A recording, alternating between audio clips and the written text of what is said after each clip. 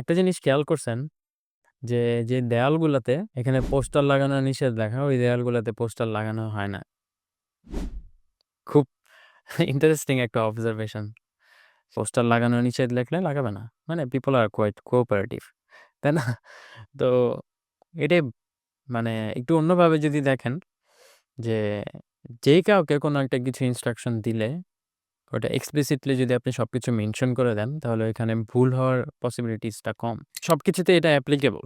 আপনার ফ্যামিলিতে আপনি কাউকে কিছু ইনস্ট্রাকশন দিচ্ছেন, কোন জিনিস করা উচিত হবে না, এটা যদি আপনি আগে থেকে জানিয়ে দেন, দেখবেন তারা কোঅপারেট করবে।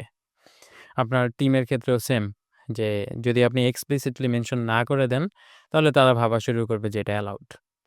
তো আপনার যদি কোনো কিছু ভালো না লাগে বা কোনো কিছু আপনি চাচ্ছেন যে এভাবে না হোক, তাহলে আগে থেকে আপনি যদি মেনশন করে দেন যে এই জিনিসগুলা কিন্তু করা অ্যালাউড না, তাহলে দেখবেন তারা কোঅপারেট করবে। তো সেম ওয়েতে আপনি যদি কোনো কিছু স্পেসিফিক্যালি মেনশন না করেন যে এটা করা অ্যালাউড না, তাহলে দেখবেন যে মাঝে মধ্যেই মানুষজন হয়তো ভুলবশত হয়তো অনিচ্ছাকৃতভাবে ওই জিনিসটা করেও ফেলতে পারে। সেক্ষেত্রে আপনি আবার পিসড অফ হয়ে যাবেন, তাই না?